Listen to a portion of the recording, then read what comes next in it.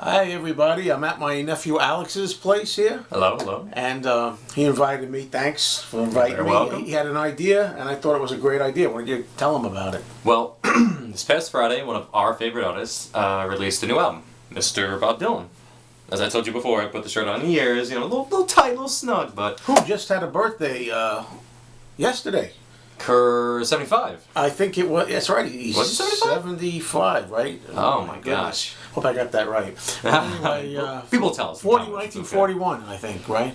Anyway, that's pretty good. And that's a good coincidence that we just happened to make this. And his new album is out. Came out on Friday. So I figured as soon as I get my hands on it was today, or yesterday, I reserved it at a local Barnes & Noble's because they had an exclusive pressing. And it's right here. Let me zoom in on that so you can see it.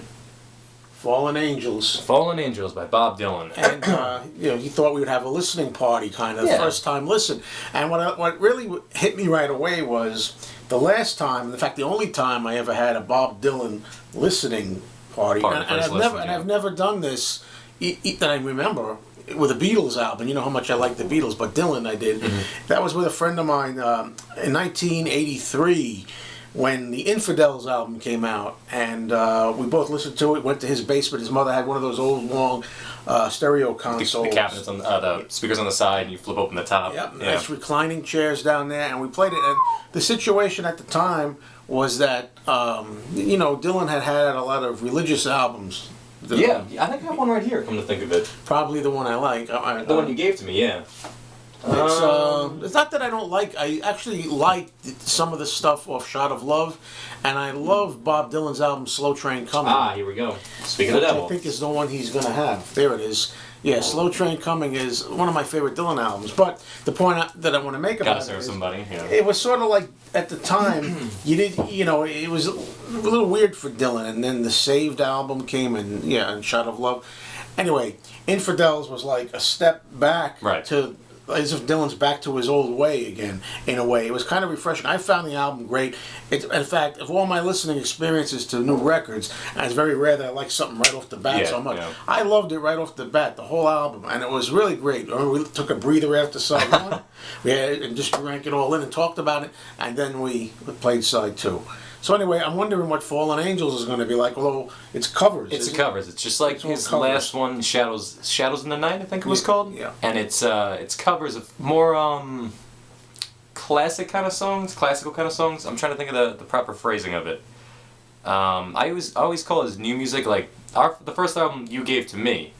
One of the first ones I had of his was Tempest. Yeah. And that is exactly what I call kind of like a lounge music. Yeah. You know, it's a slower tempo. It's lounge. That's the way. Tempest. I like Tempest too. By the way, I thought that was a really good album. Yeah, it was my first and one of my favorites. You know, that style fits him. It's kind of slow, creeping in a way, and almost repetitive, like the blues. Even some of the songs, like but then there's songs like now we're talking about Tempest. I can't remember all of them. Anyway, I know I like the whole thing. Yeah, well, Duquesne Whistle, the first song is one of my favorites. And then something like Early Roman Kings. Yeah, that's the first track. Early Roman Kings. You know, that kind of suits him. It's not too stressing on him, and the whole thing. And I like Narrow Way. Narrow Way is fantastic. You love Pain and Blood. Pain and Blood, I really like. Yeah, I can hear that one. And all of them. Long and Wasted Years. I love Soon After Midnight. That's one of my absolute favorites on this one. Scarlet Town, I like. Scarlet Town's great. Tin Angel. I'm not wild about Roll On John. No, me neither. Tribute. I don't know. I'm not crazy about it. I'll get into it someday with you and tell you. I didn't really feel forced, but it felt kind of unnatural in a way. It felt kind of like some of the lyrics, but yeah. So I know the one that I did hear from this, or at least part of it, was Melancholy Mood. I listened to a little bit of it on YouTube when it first came out. Melancholy Mood. Yeah, something like that. And my impression, just from hearing the clip off, I think it was YouTube. Yeah, it shows the record spinning. I remember thinking his voice was better. I thought it sounded great. So even compared to Tempest, I thought it sounded so much better, stronger. And again, it's like kind of standards. I call it lounge music. I can't think of the best way to put it, but it's like that. It's like slower. Music, yeah, like that. You know, it's easier going. It's not too straining, and it kind of fits him now. Well, you know, do you want to do a sealed to revealed? Yes, we can. And maybe we'll swing the camera around a little bit. Yeah, get a little closer for it. So here we go. Let's do a little sealed to revealed action here. All right, I got my trusty, unfortunately, steak knife, but I don't have an X-Acto knife, but you don't dip too deep. It's a little slit and you're good. And let's see what this pressing looks like. I only saw one photo online of somebody playing it, and that's how I found out about it. I had no idea it came in blue or whatever. While you're doing that, I'm going to just get a little look at your turntable. And the turntable, yeah. Sure. So you got the IKEA Expedit. No longer Calyx, I think it was used to be called. What, it's back to Expedit? Or, no, other way, excuse me, you're right. Other way around. Okay. Yeah. It's okay. It used to be Expedit, it's Calyx now, that's what it was. Calyx, Alex. Yeah. Alright, so let's see what it looks like. Brand new Barnes & Noble's exclusive, 150 gram blue. Alright. Get that sucker out of there and slit it too much. Ah. Okay. Nice inner sleeve. Lonesome, lonely, standard. That's a good word for those kind of songs, I guess. Turn it over and we got people on it. Bob Dylan, Charlie Sexton, so on and so forth. Produced by Jack Frost, of course. I like that back image of like two boxes. It's pretty cool. And the record itself. The record. Oh, wait a minute. Up. Pull nice and gentle. Oh. Wow, Look at that label. Columbia. Oh my Nice goodness. Columbia with a blue vinyl. Can you see it too, pretty good? Turn it that way a little bit. Oh yeah, it's good.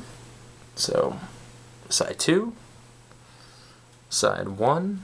And this is the regular way the album comes. It's not like a special version of it or anything. No, I think it's, like I said, it's from Barnes & Noble's, which is Right. an odd thing to begin with. They're doing a lot of those special editions. They did one for...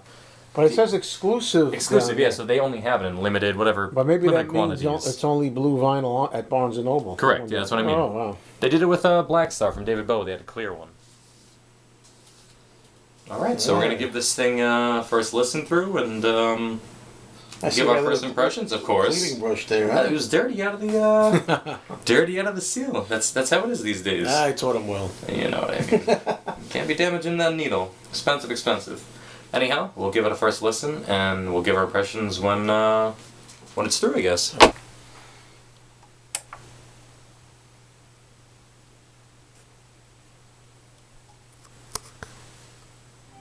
Well, I got to tell you, already I'm really liking the first song. I heard the first couple of notes, and it sounded like Young at Heart. And he said, yeah, that's what it says, Young at Heart.